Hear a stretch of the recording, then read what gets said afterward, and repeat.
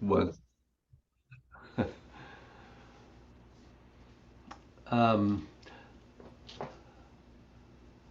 so, any anything you want to ask or report about um, what's happening in your meditation life at the moment? Hmm. Nothing to ask or nothing to add. Okay, you probably don't have much time to. It's good quality stuff when I do it, but it's not very frequent. So Yeah. trying to get, I guess what I'm trying to do is just keep that internal kind of focus when I can. Mm-hmm. And, even if it's not the full open the energy gates and swings and everything, I'm still trying to do those scans and um, a bit of dissolving Mm-hmm. so that I can get in a little bit more frequently. Um, but I just don't feel like it progresses me really. Well, you do what you can do, and you're at a very busy time in your life right now. So, anything for you, Carol? No, well, I just got it done 2 weeks of my grandchildren. Oh, So right. not, And not even I, a hope of trying to. I did well, I hope you had a good time with your had a grandchildren. wonderful time with them, and I'm very I'm grieving now because they're gone, and I probably Oh. won't see them again for another year. Well, some of them, most of them. Oh, well, yeah, you got to be grateful for when you can. Yeah, I'm very familiar with that since ours are all in California. yeah, Well, I mean, we only have grand puppies, but yeah, yeah. But it's your kids. I mean, I miss my yeah, daughter as much as anybody else. yeah, it would be nice to see them, and we will from time to time. But We're not anyway, quite as portable as you and Jane. yeah, right. Well, John isn't anyway. All right, well, let's stand up and do a little eight gates, get the energy flowing, hopefully, and then we'll carry on.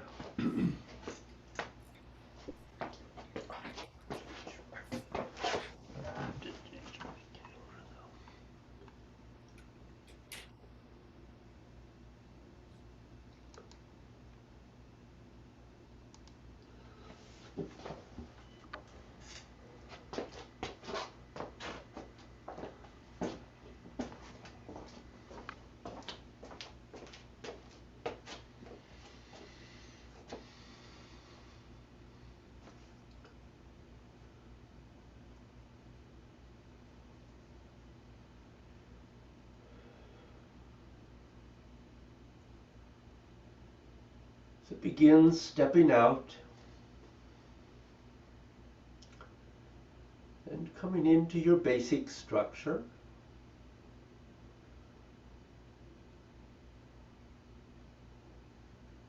and letting yourself settle into that position. Find your center. Be very aware of your lower dantian.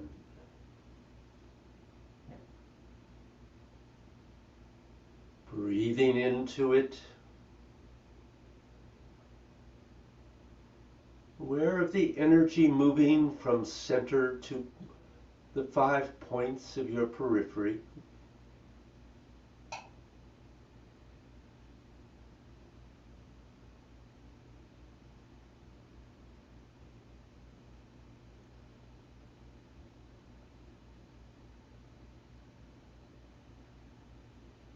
Making sure that you release as much as you can,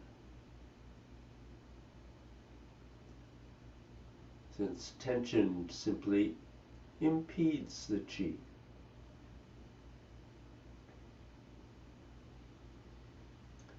And at the same time that you have that flow of center to periphery and back, you can sink the chi your body cannot use through your body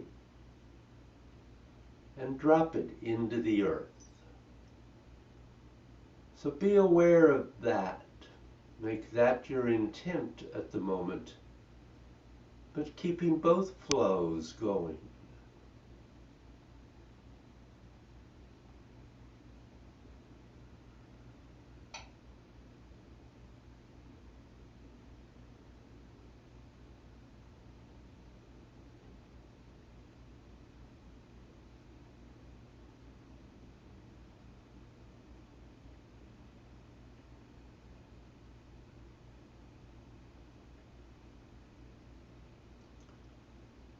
And then coming back to center and making sure that you extend your mind into your body. And if you can, let it drop down and sink to the lower dantian.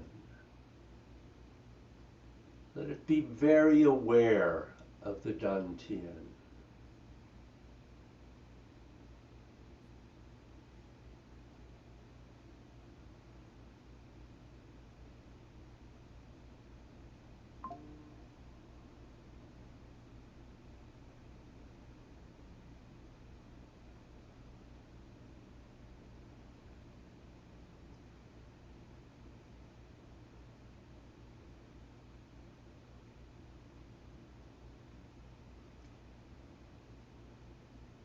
And then begin to flow into cloud hands.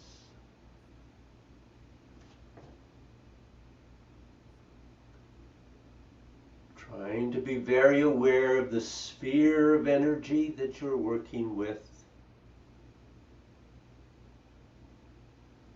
Remembering that that energy is above and below you, out to the sides, and in front and in back of you.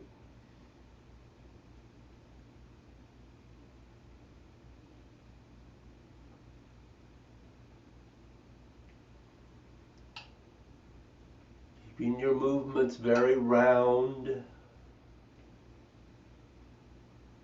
but very continuous.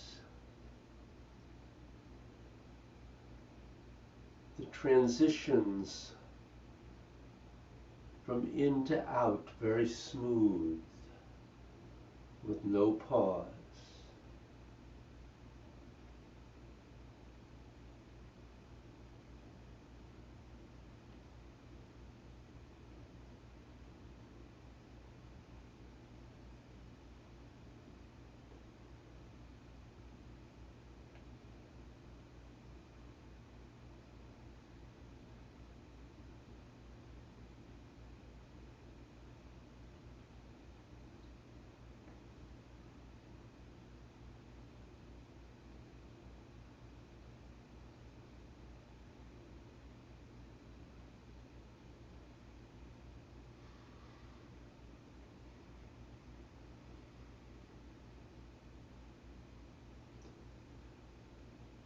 And then flowing into the first swing.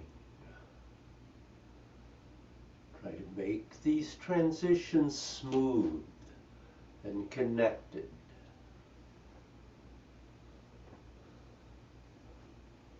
And allow the energy to slowly raise the arms.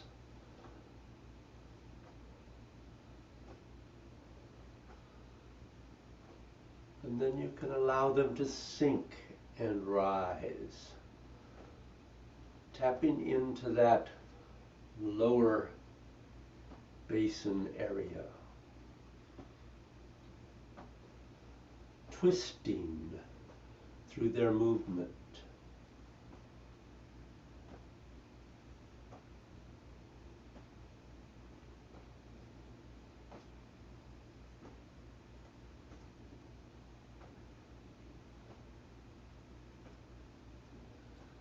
And then going into the second swing.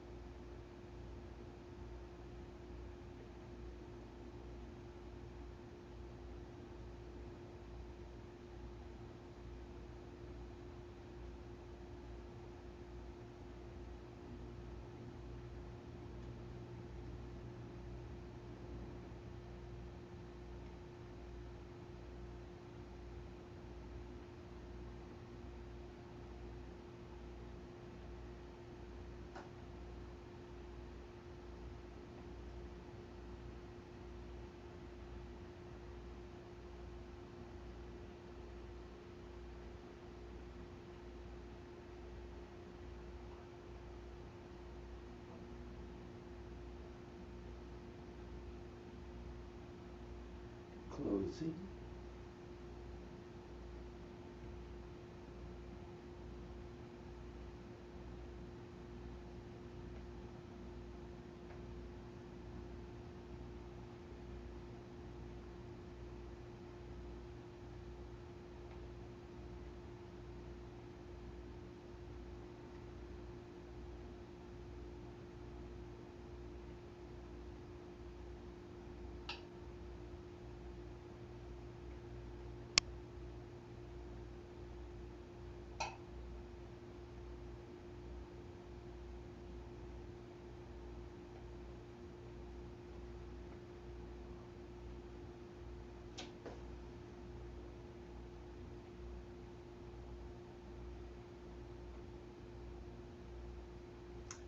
I'm gonna sit.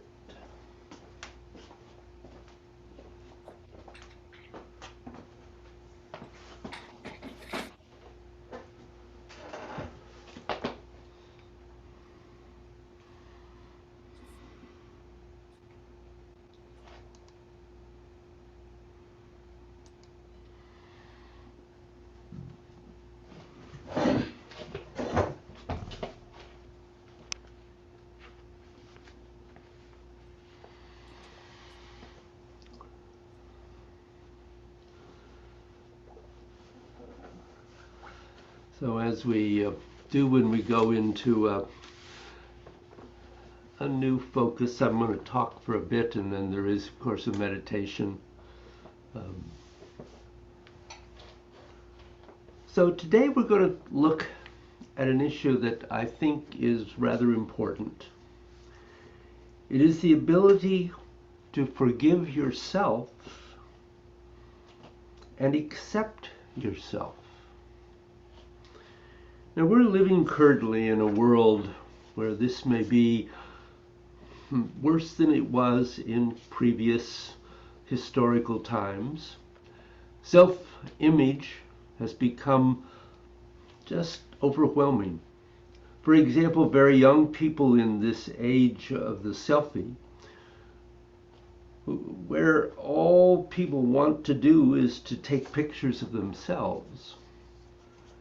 And you can hear so many people not forgiving themselves for what they see in these images.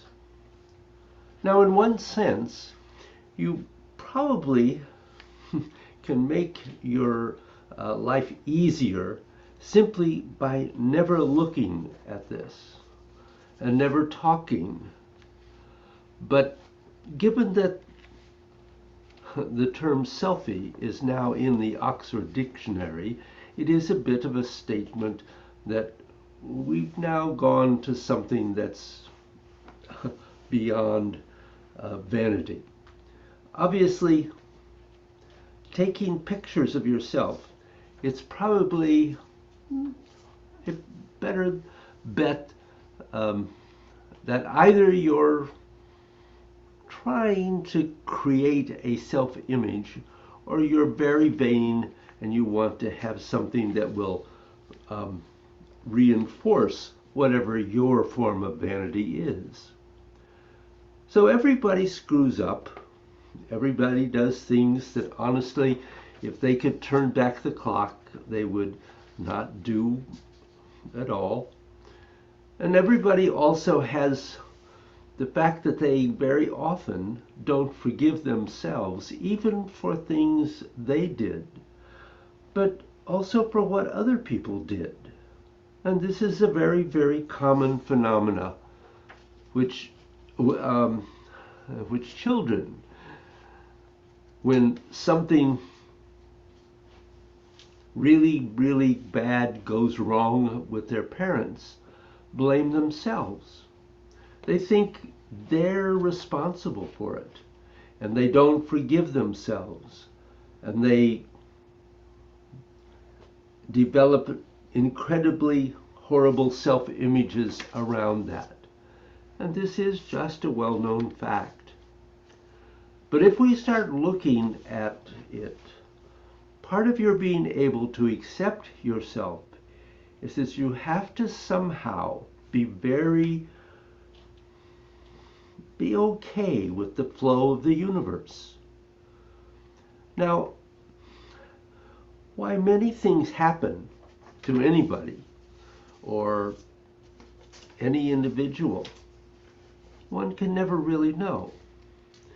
Is it the horrible things you did, or what other people did to you, or all of that stuff? Was it really your undoing? Did you really have any part in it? Well, in one sense, if we would go back in the to when Christianity was more powerful than it is today, then God did something to you and you deserved it. And if God didn't forgive you, How in hell's name can you forgive yourself? And then there's even the idea that if you simply don't forgive yourself, that maybe somehow the great God will give you a little bit of slack. And this is what went on for hundreds of years. Now, the universe has a flow to it. I think if anyone is going to be very honest, they truly don't know why half of the stuff that happens in the world happens. There are very often forces that simply move through time and space.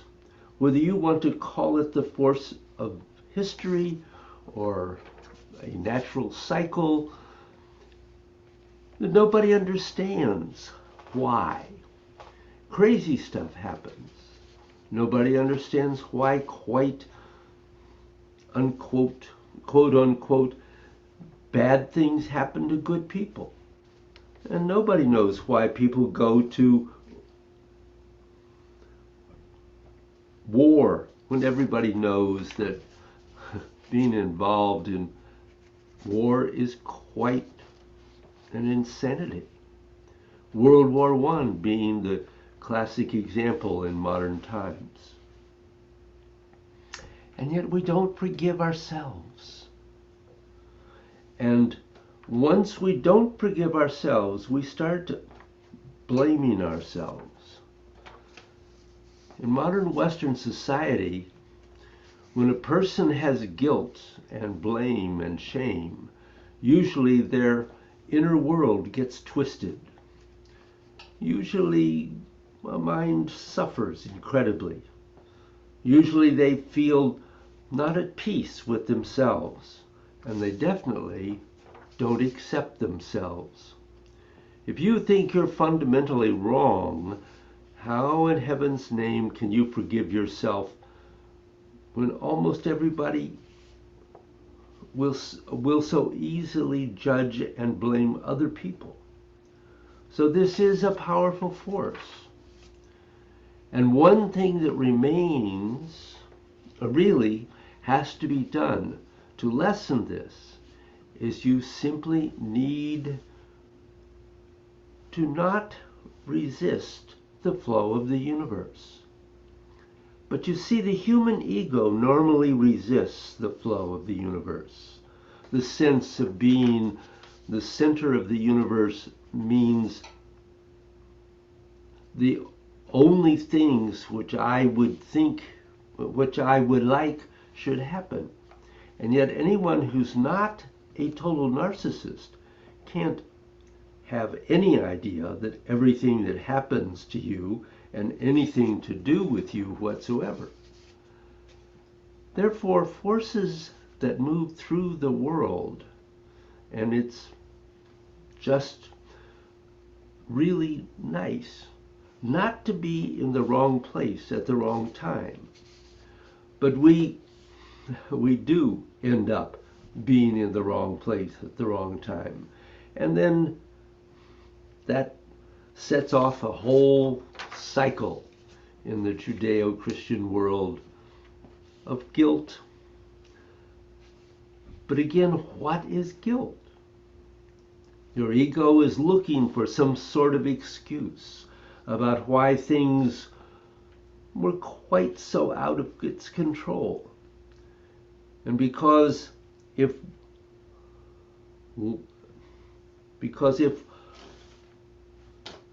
the human ego likes anything, it likes being in control. It literally loves that. Now this is just in the West. They have equivalent things in Asia where face and shame have as much or more power to distort a person's image than guilt has in the West. But it always keeps on coming back to something in the flow of the universe that says this A should happen. And yet, in intrinsically, you resist that force. You want B to happen. But the only way B can happen is for you to resist A. And you have to just resist the natural flow of what happens. Now, in this process, the Taoists have a very, very basic kind of philosophy that they've always had. It is the most human beings want to be good, honestly and truly. The ego, if it gets everything it wants, if you just say, okay, ego, you can have whatever you want, the first response is, I want to be a god. And nowadays, you can have many ways of being a god. You can be a president, you can be a person of great wealth, a person of great power. But whether it's a little god or a big god, this desire to be a god is extremely powerful inside of anybody's ego. And usually when people have great fantasies, they don't fantasize about being a humble housekeeper or a humble carpenter or a person who sweeps the streets for a living. No, you want to be a king, or you want to be a wealthy man or a wealthy person. You want to be something very, very big. And you may have these natural abilities because the flow of the universe says that sometimes people will get tremendous capacities in the world. And it won't necessarily have to do with their intelligence or their strength or their merit. The Chinese have a really great way of putting it. They say that when the light of heaven shines on you, anything you do will bear incredible fruit. And if the light of heaven doesn't shine on you, you can put in all the work. You can be the most deserving person on the planet for this thing to happen to, but none of it's going to happen. Now, of course, some people have tremendous pride and deep self-acceptance. If from very young age they get incredibly wealthy and powerful. Some examples: what if you were born a prince back in the days, the old days, and everybody in the country had to do what you said? Or you could have them actually executed or tortured on the spot. Well, what did this kid actually do to deserve this, except get born to somebody? But the ego will make you want to think that you're something especially wealthy or exceptional, when in fact you may not be. So why are some people gifted with having incredible intelligence? They didn't necessarily do anything to get it. The common New Age thing now is to say, well, you just had good karma and good luck, which may be partially true, but it may not be the whole truth. Why is it that some 18 or 19 or 20-year-old will all of a sudden become incredibly rich and powerful? Facebook, very popular. Mark Zuckerberg just happened to be more or less lucky in getting into it in college. And he is now one of the richest and most influential people in the world through his little device. But did he really earn it? Did he really do something to be worthy of it? Does he generally keep inside himself acceptance that he should be powerful, an influential person? I have no idea because I don't know him personally. But throughout history, it is exceedingly common that when people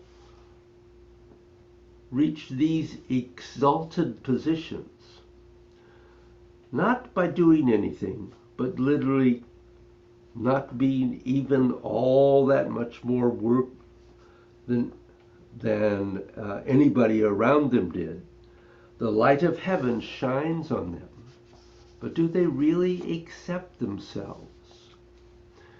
Bruce told us that his life was, it was in his life, it was, he was fortunate, or maybe it was a misfortune, depending upon your point of view, that when he was very young, he was around people who were very rich, and some of them were exceedingly powerful. And he saw these issues of deep self-acceptance eluding their children because he knew their children better than he happened to know the parents. He saw that their egos tortured them, some because they kept on thinking they were so much better than other human beings, and they would constantly do things that would make them feel bad, except for the few rare ones who would fit the definition of psychopaths. But some of them just could not accept that they had not done anything to deserve this, and it actually gnawed at them their whole life. So this is a well-known problem that just that not just rich babies have, but the same thing is true when someone does something and they can't forgive themselves for. Now, I'm not sure exactly how effective it is today, but at least a Catholic Church hit upon something that was really, really useful, no matter what you did. The priest just could say, do X, Y, and Z penance, and very often it was pretty simple stuff. Maybe say a rosary 100 times, and then God forgives you. Go forward. You're now clean. And as we all know, that's where you did all sorts of stuff on the weekdays, but you go to the confessional on Sunday and get it all wiped away clean, and then start all over again. Now, for most of the people on the earth, when they know they have done wrong, and regardless of the bravado they have about how well the other person deserved it, they don't accept themselves, and they actually don't feel very good about it. They really don't. In one sense, this is some sort of karmic retribution. But the fact of the matter is that what that often does is actually make them feel they have to justify what they are and what they've done by keeping on doing something just as bad or worse. Now, not only do they get no peace, but usually they make everybody else have a lot of problems. So sit and either close your eyes, or if they're open, try to allow them to be unfocused but aware.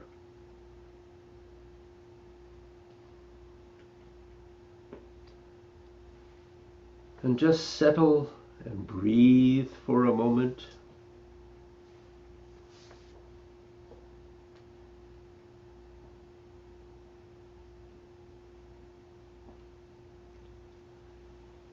And really extend your mind through your body,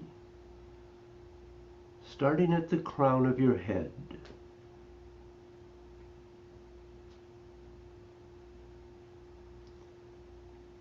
And as you start going ice to water, water to inner space,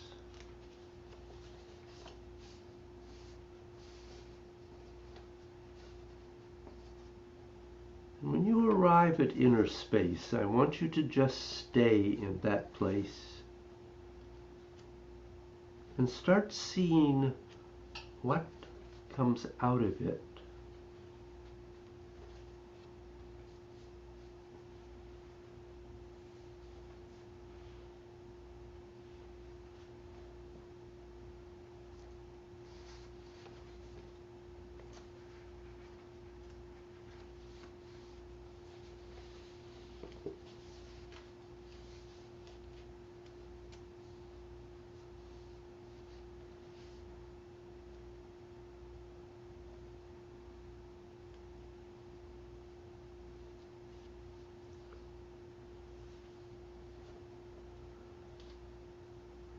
Now, many people confuse the force of their ego and the force of the universe. They truly confuse these two things because the force of the universe is happening regardless of what's going on inside of you. Although you can add your force to that. But the force of the universe, what is moving through you?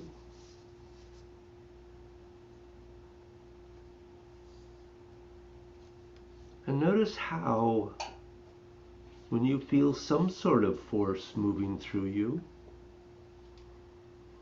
if it feels like a nice force,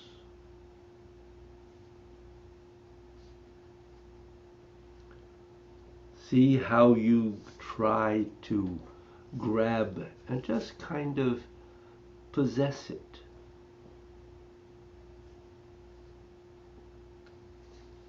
This doesn't help. But the part that really doesn't help is the way you'll try and resist it.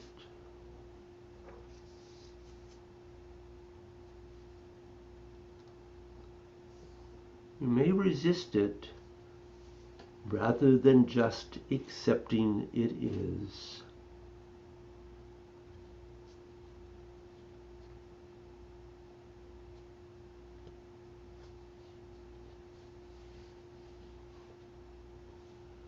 The force inside of you that's going to resist this is your ego.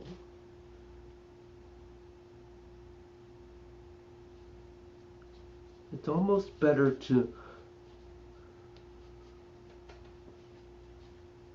not use a word like ego, because truthfully speaking, almost nobody knows exactly what it is.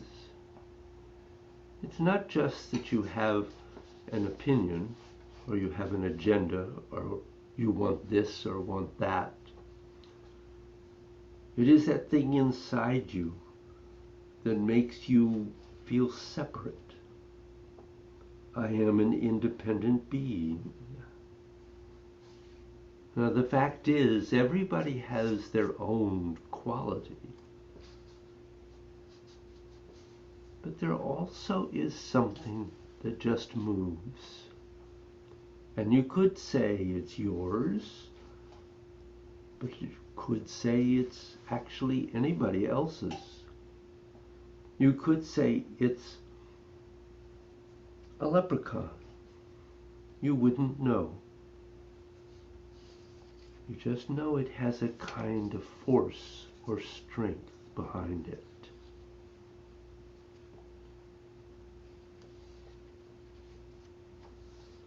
So the force that is there is moving through the universe. And there is this force that you could call the ego, at least whatever you can perceive is the ego. And begin to notice how the ego resists the flow of the universe. It resists it.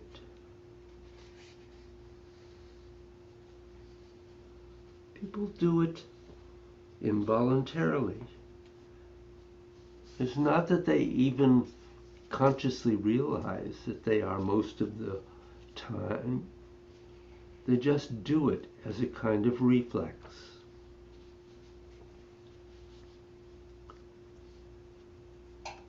Many of the other meditative religions or traditions talk about this in all sorts of different ways. But there is your ego, and there is the force of the universe.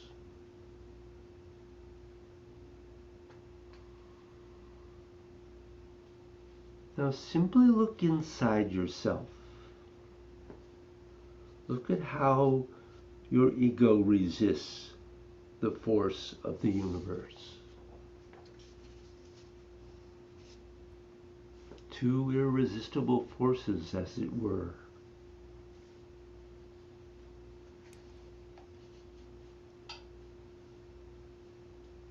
Now the ego can manifest itself in many ways. Many people try and make their free will be some kind of God. My might, my ego, my free will. But do you always have a free will? Look into this. Ice to water, water to inner space.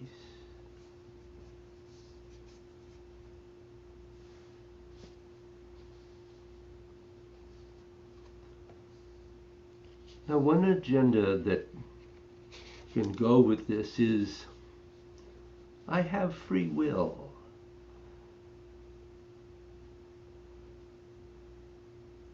And just try and find out what is the flow of the universe. What is my free will? Those two things really have a tendency to get confused.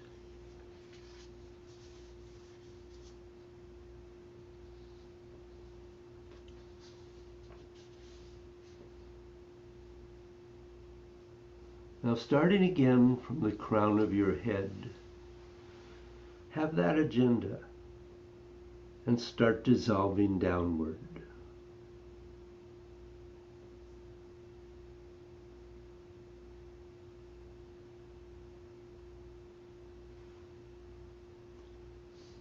Now, when you talk about the force of the universe and the way that manifests very easily in people's lives,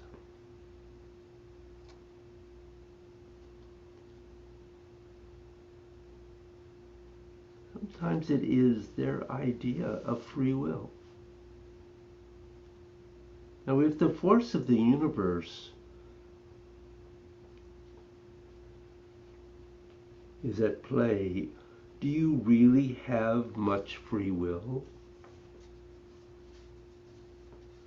Small things, yes. Big things, maybe.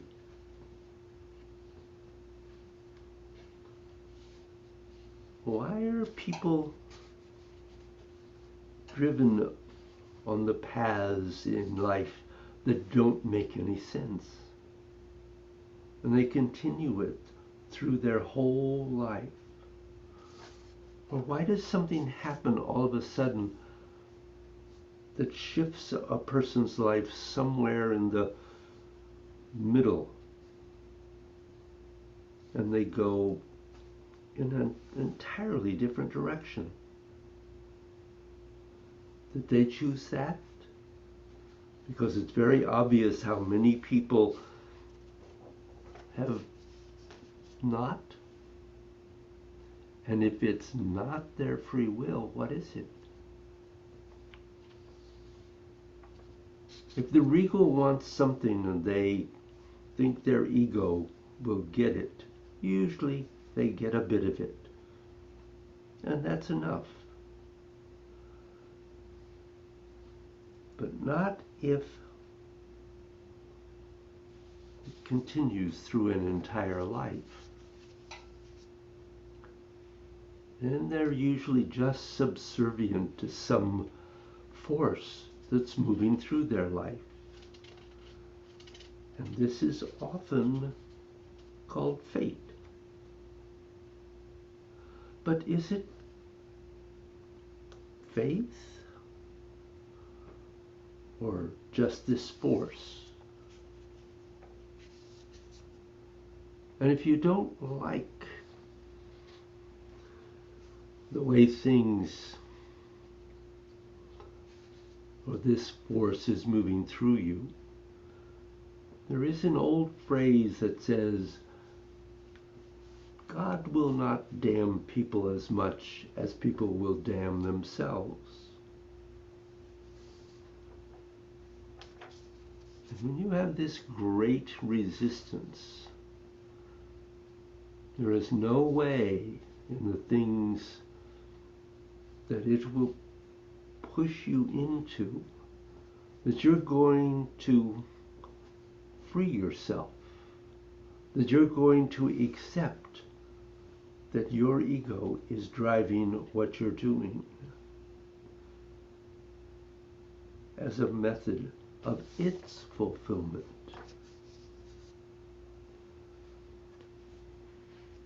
Will your ego always be obvious? The answer is probably not. And what's the other common phrase that always exists?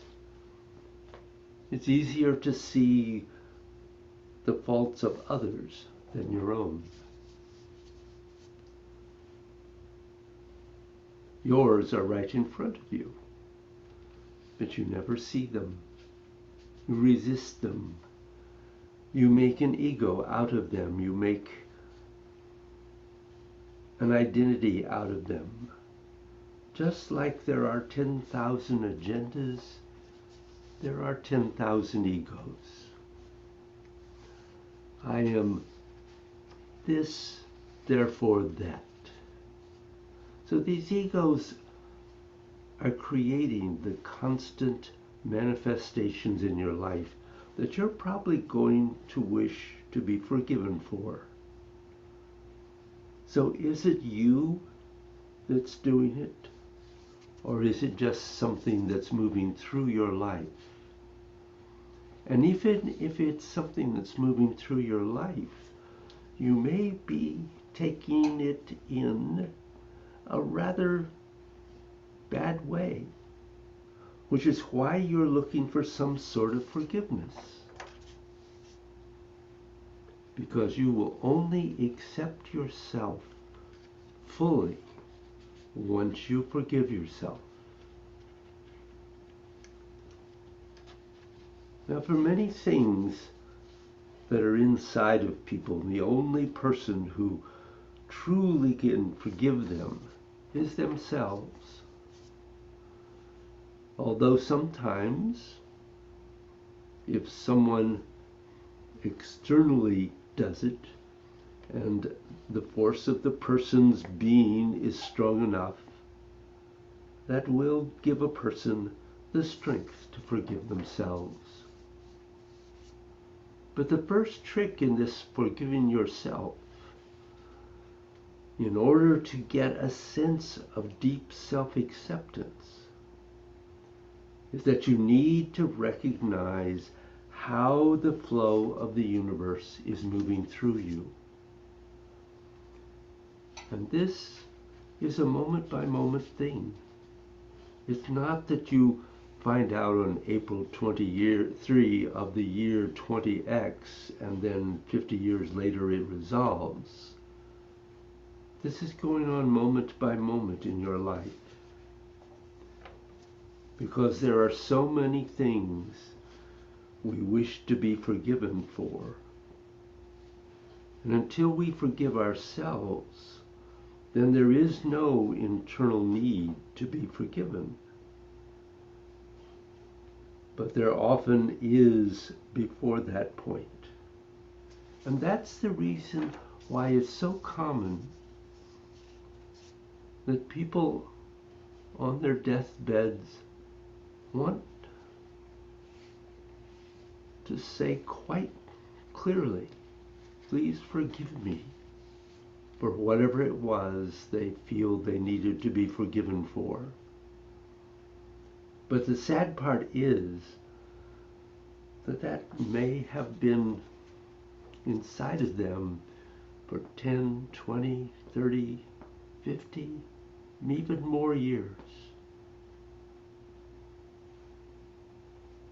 Ice to water. Water to inner space.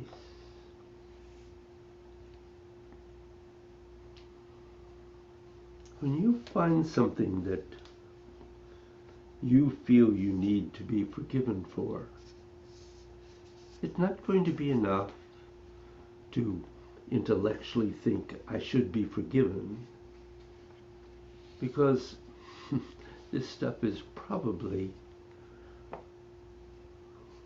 wound right into yourself. So start dissolving what it is that you are resisting the flow of the universe. Because it will only be that after you can release enough of that pressure, that you will be able to forgive yourself and you will find self-acceptance. Now you might say, well, inside of everybody is everything. The most sublime and the most heinous and cruel. It's only a question of what you allow to activate and manifest. And what's making a big difference in that is the flow of the universe, which will push certain of these qualities forward. Very often people with extremely negative self-esteem in some way or another cannot accept themselves enough to be able to believe I can do this or that, or I should at least give it everything I have. They're positive from the day one that they're going to fail or that they are not worthy enough. And all of this is simply the way the universal resistance is activating what's inside you.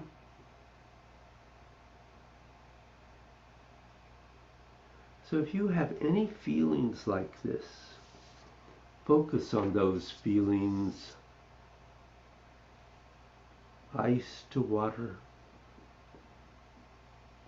water to inner space, and dissolve the resistance that's causing it.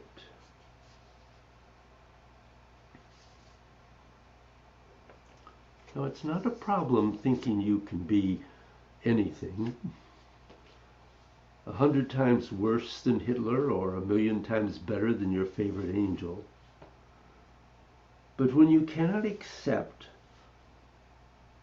that that's possible, you resist the flow of what's moving through you. And the more you resist our universal flow and you don't know where it's coming from, usually the stronger its influence becomes on you. And if you don't resist it, it just moves through you and comes out the other side, releasing you. Ice to water, water to inner space.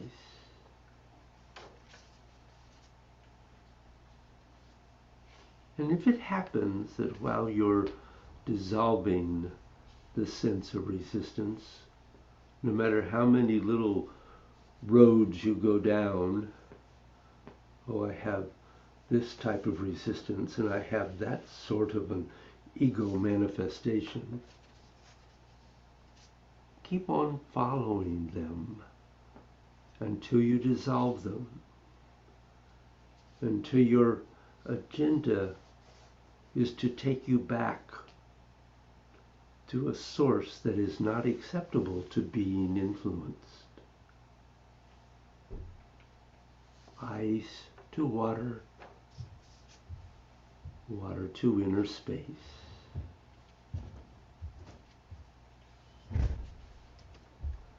You're a human.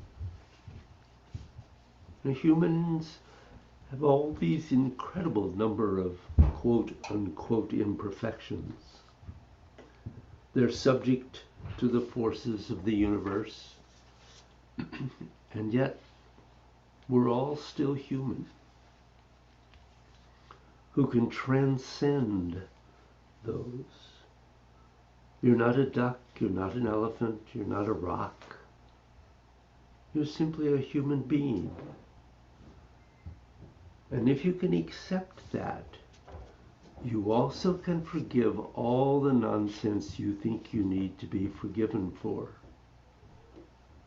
And if it turns out that it really was nasty nonsense, simply don't do it again, which will also remove the pressure inside you to have to repeat it. Not a conscious pressure, but something that comes from inside you that you really can't stop. Ice to water, water to inner space.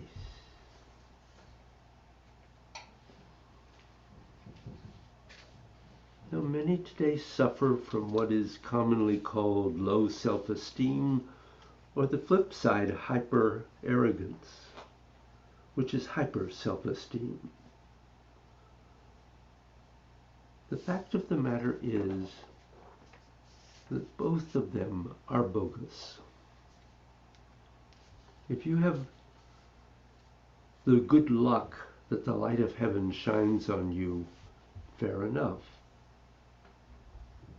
That brings up other issues like compassion and whether you're going to choose to use what powers have been given to you in a way that benefits everything.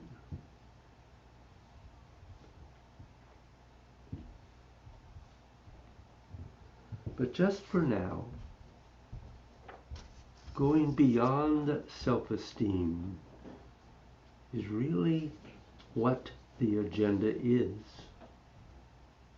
Going beyond positive self-esteem, going beyond negative self-esteem.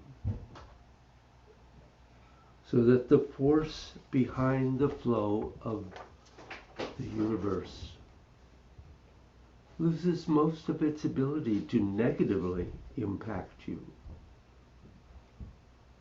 So that then in the way you pass on this force is something that naturally creates balance and compassion. And so this was another of the 10,000 agendas.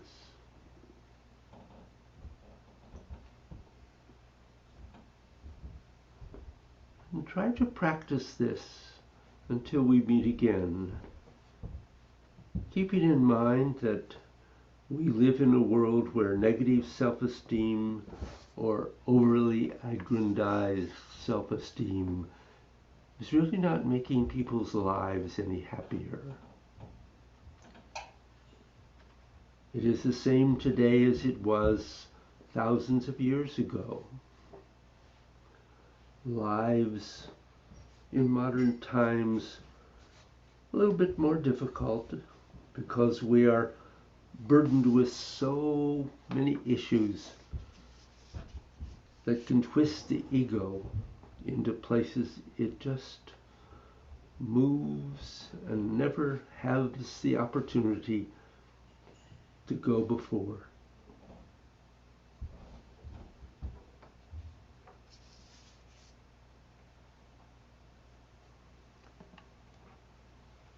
And when you're ready, we can close.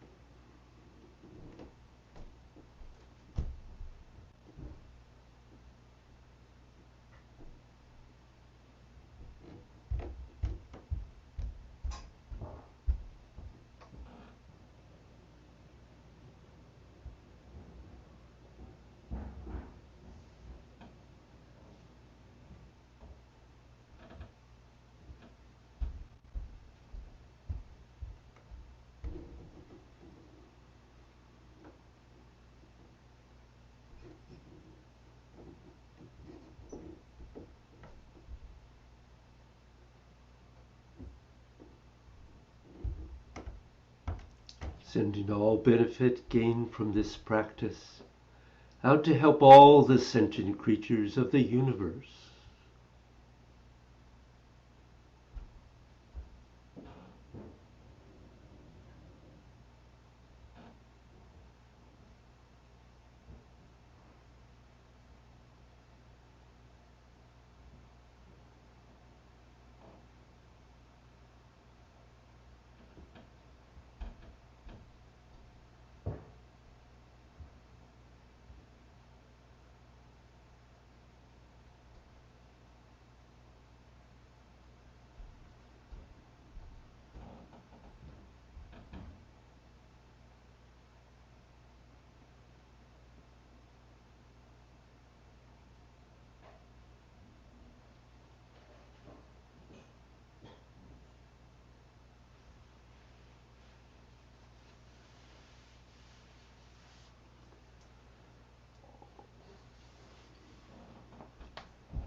Oh, any thoughts or questions? No, very timely. Well, thank you for coming. It's nice to see you. Take care, and I'm sorry I won't see you in this class for a month, 4 weeks. Um, I will see you, Carol, on Monday, hopefully. Have a Thank you. great trip. Have a very good trip, you and Jane. Oh, we will. We'll have a ball. Good. Thank We'll you, stay David. out of Baltimore. Yes. Don't cross the bridge there. No. Indeed. Thanks, guys. Thank you, David.